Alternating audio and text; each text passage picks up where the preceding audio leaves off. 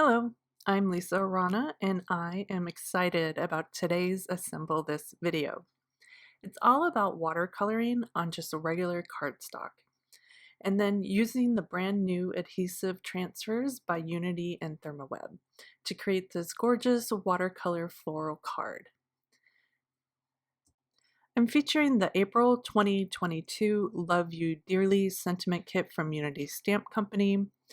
The trio of flowers take the center stage, and it is full of supportive and heartfelt sentiments to let someone you know you are thinking of them.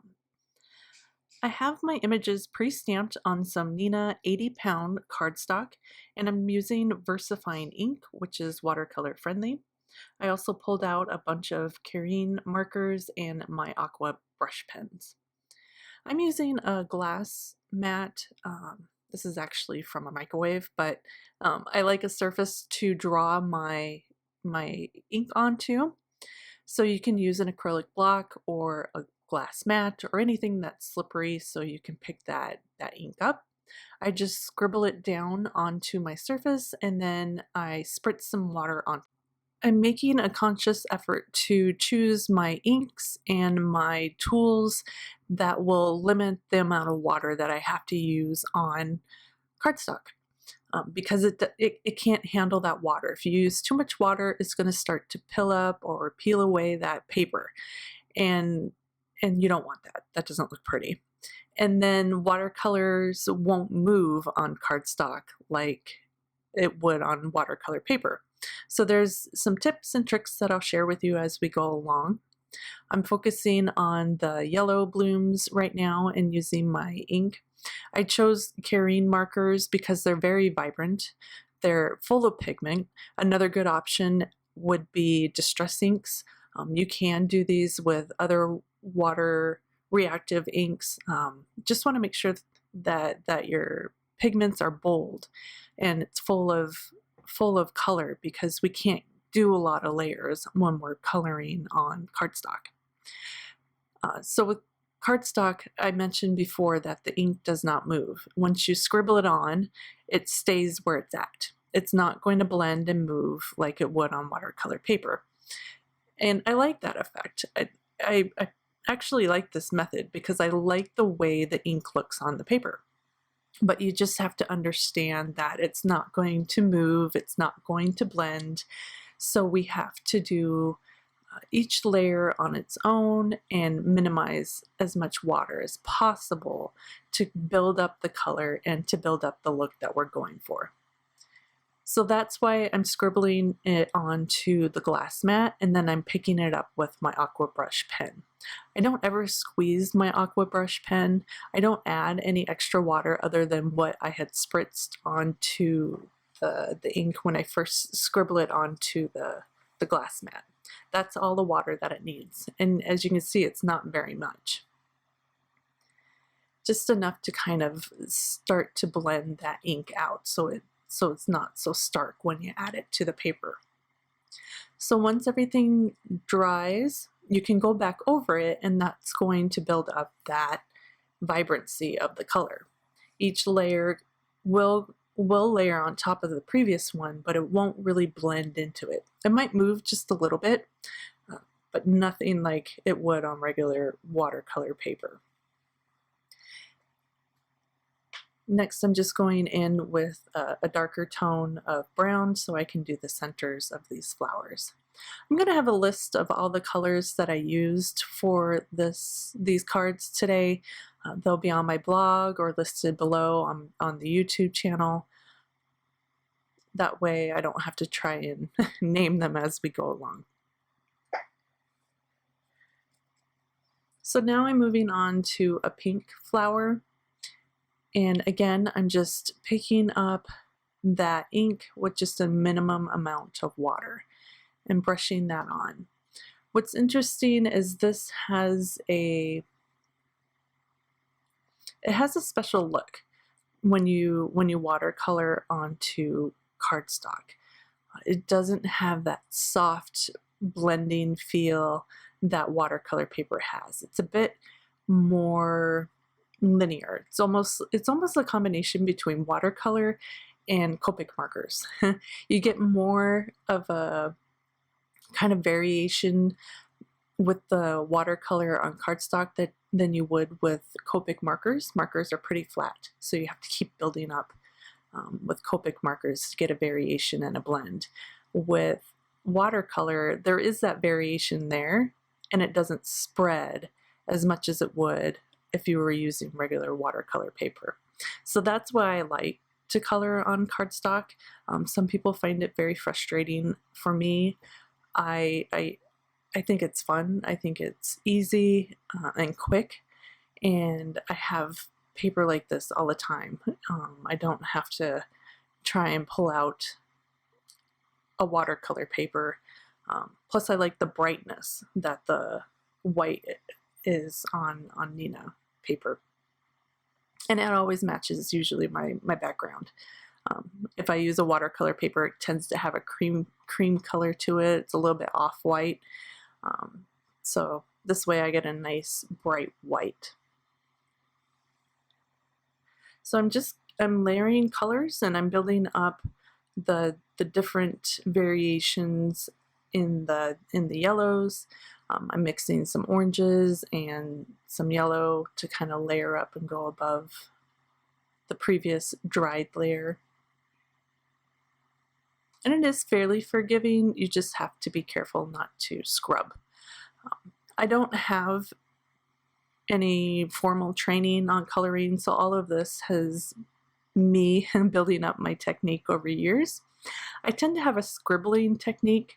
Even when I color with markers or with watercolor, I tend to scribble more than strokes. I just like that look for me. So that would be something you could try instead of doing straight strokes or trying to stay in the lines and being extra careful.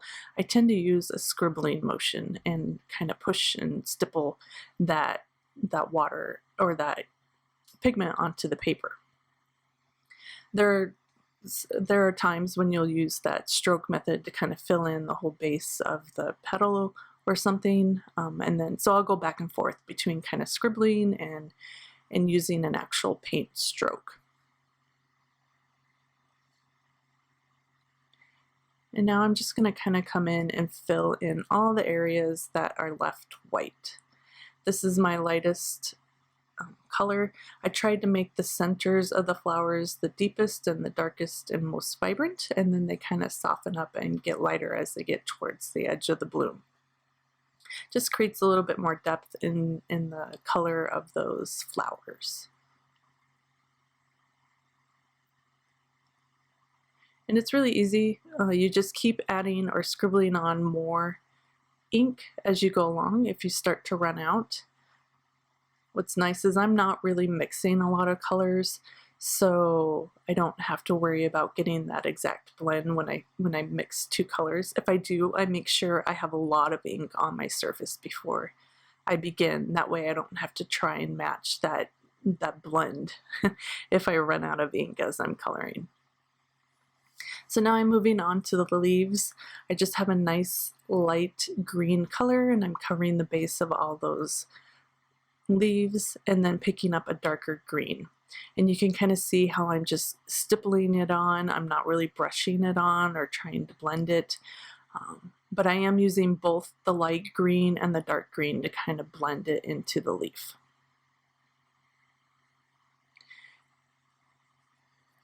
And the colors will move a little bit differently.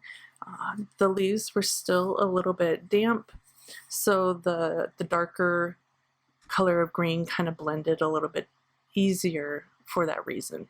It's just interesting, the different colors have different properties and different responses. There must be something in the formulation of the pigment that changes that. I find reds sometimes don't always blend as easier. Yellows and oranges tend to do much easier to blend. So now I'm just filling in the background. I'm using this vibrant blue and just filling in all the background space. And then I'm grabbing a darker blue and I'm blending that into the previous color so it's not so stark, and hopefully it will blend. And again, I'm using that scribbling motion and just filling in. It doesn't have to be perfect. I want the variation between the darker and the lighter blue. And as this dries and soaks into the paper, it will blend together a little bit. And as I'm going along, I'm just seeing how the ink is reacting to the paper and how it's softening and blending in, and seeing where I might need to add a little bit more light blue versus dark blue.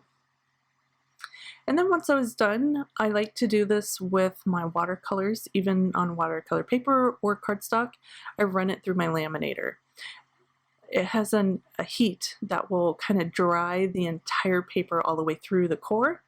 So I run that, I don't know, maybe four or five times through my laminator to try to get it as flat and dry as possible. And here are all the 3 panels. I went ahead and colored the other 2 panels off camera.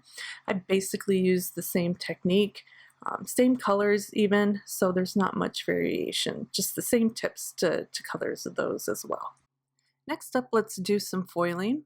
I made a card previously using the new adhesive transfers from Unity and Thermoweb, and that was for this card. I'm going to use the acrylic sheet leftovers from making this card. That must be printed with toners, so it's foil reactive, so we're going to use those for today.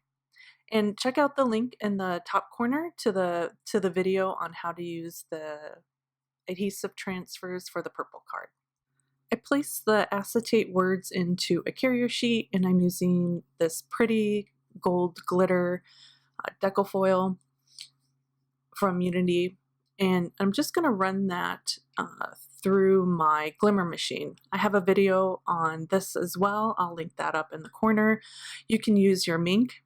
You could use a laminator, but I tried to use mine and it just wasn't hot enough. So I think you need a lot more heat and pressure than a laminator can give you. But you can try it, see how it goes. It doesn't hurt to try.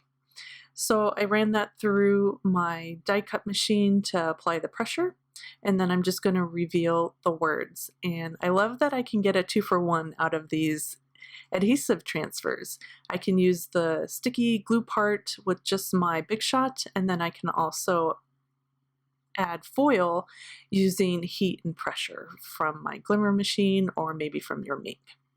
Next, I'm just going to fussy cut out the words so I can get rid of the extra acetate around the pretty foiled happy.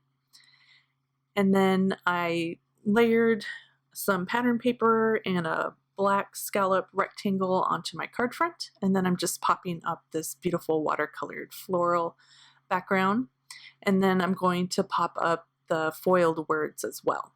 So I'm going to hide the foam adhesive in behind the black part of the word, and then pop that up onto my card front. I just love foil. It's just really shiny and pretty, and people are always amazed at how it looks. They always want to know how you can do that. So it's always fun. It's always well received. Pretty. I just love how this one turned out. I love the watercolor, and I really love those foil words. And here are the finished cards. I really love the look of watercolor just on regular cardstock. It just has a different feel to it, and the foiled acetate words sparkle and shine and just pop against that pretty background. This one is lovely in yellow and just a hint of blue from the background with such a beautiful sentiment on hope. And this one is a bit more vibrant in a peachy orange hue with a few raindrops as an accent. I just love the cute hi, hey, hello, which is a perfect just because card to send to anyone. I'll have all the supplies linked in the description of this video on my Dollhouse Designs YouTube channel and blog. Please give this video a thumbs up and subscribe if you enjoyed it. Plus, if you have any questions or sweet comment, post below. Thanks for watercoloring with me. Hope you have a great day, and I'll see you next time. Bye.